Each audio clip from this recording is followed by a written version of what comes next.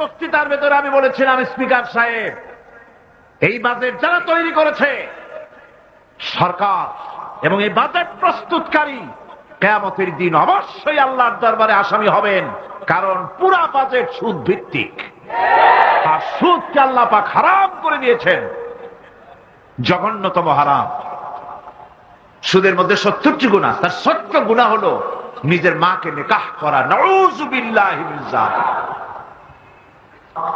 ভাগ্য আমরা বদলাতে চাই, ঠিক কিনা? কিন্তু বিশ্বাস করুন, আল্লাহ রাব্বুল আলামিনের কোরআন আমার হাতে, বিশ্বাস করুন, এ ভাগ্য সমাজতন্ত্র বদলাইতে পারে নাই, পুঁজিবাদ বদলাইতে পারে নাই, ধর্ম নিরপেক্ষ মতবাদ বদলাতে পারবে না, কখনোই পারবে না।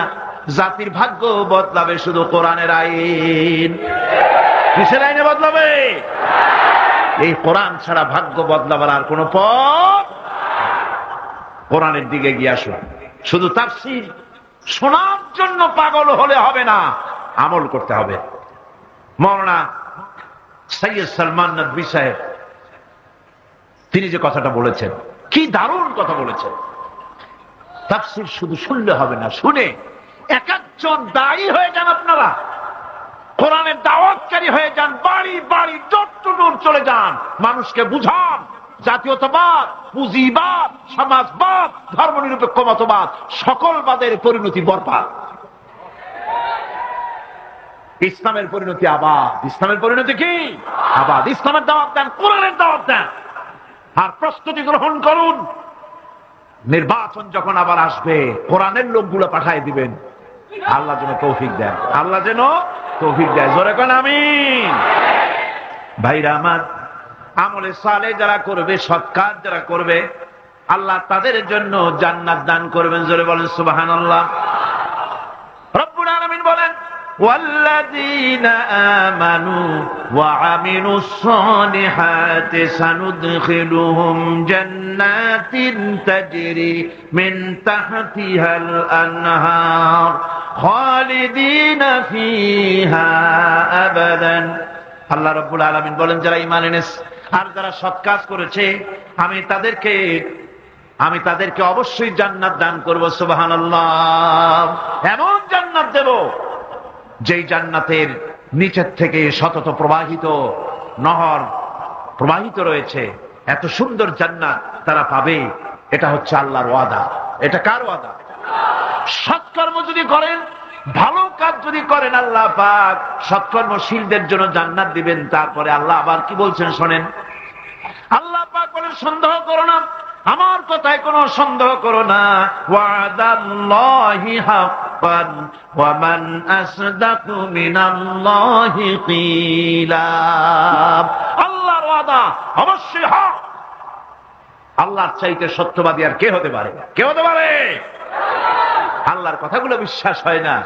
ওই যে নির্বাচনের সময় কে একজন কইল, এবার আমাকে পাঠাও, জম্মের খাওয়া খাইবা, রাস্তাগুলো সোনা দিয়ে বানাই দেব, গরুর গাড়ি চাকার মতো জিলাপি বানাই দেবো, খাইতে গিয়ে শীত হয়ে থাকবা। মানুষেরা মহব্বতের খেলায় অস্থির। আরে মুসলমান, একটা শাড়িতে ভুলে যায়, একটা লুঙ্গিতে ভুলে যায়, 10টা টাকায় ভুলে যায়। আপনারা মনে কিছু নেবেন না তো?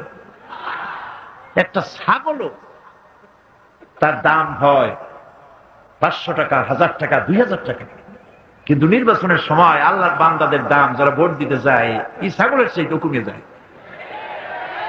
50 টাকা, 100 টাকা বিক্রি হয়ে যায়। আপনারা কিছু মনে নিলেন না তো? রাগ করেন না, আমি দৃষ্টান্ত দেওয়ার জন্য দুঃখিত। এটা হলো বাস্তব, এটা আমাদের সমাজের বাস্তবতা। আমাদেরকে বুঝতে হবে, আমাদেরকে চিনতে হবে কার পিছনে দৌড়ায়। ওটা কি নামাজ পড়ে? ও তো আল্লাহর হক আদায় করে না, মানুষের হক আদায় করবে কিভাবে? ওর নামাজ নাই, ওর চরিত্র নাই, মদ খায়, বউ বট্টায় থাকে না, কিসের নেতা? নেতৃত্ব তো সেই দিতে পারে যার দিন আছে, ঈমান আছে, চরিত্র আছে, আল্লাহরে ভয় করে, জবাবদিহির অনুভূতি আছে। কি বলেন, ঠিক কিনা?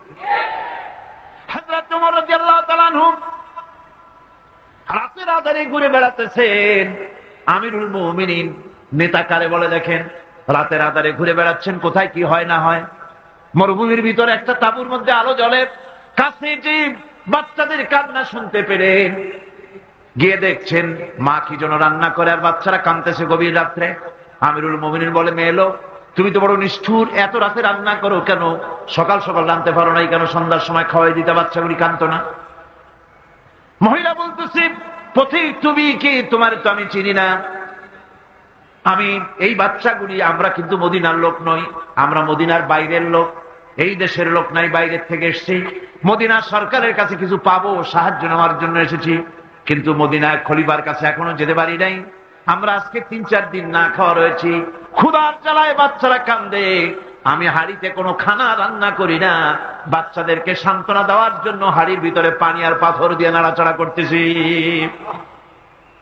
আমিরুল মুমিনিন তার পায়ের তলা থেকে যেন মাটি খসে যাচ্ছে, ভয় হয়ে গেল, আল্লাহর ভয় তারই হয়ে গেল তার ভিতরে।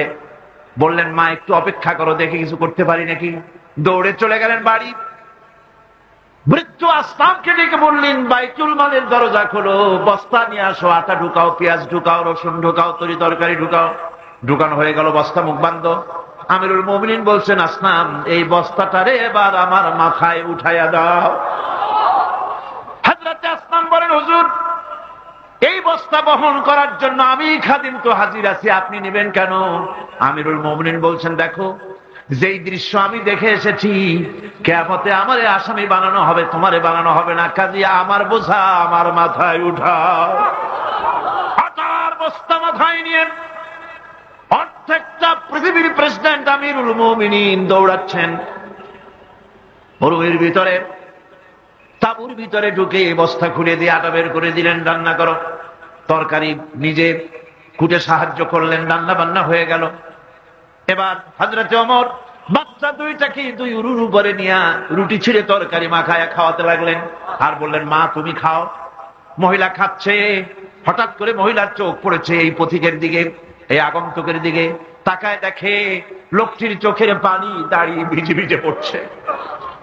মহিলা বলতেছে, ও পথিক তুমি কে? তোমার তো আমি চিনি না, তবে আমার মন বলে, তোমার ব্যবহার দেখে আমার মন বলে এই মদিনার সরকার আমিরুল মুমিনিন খলিফাতুল মুসলিমিন ওমর না হইয়া তোমার মতো মানুষ হলে বোধহয় ভালো হতো। হযরত ওমর নিজের পরিচয় দিয়ে নিজের বাহবা নিতে চাইলেন না।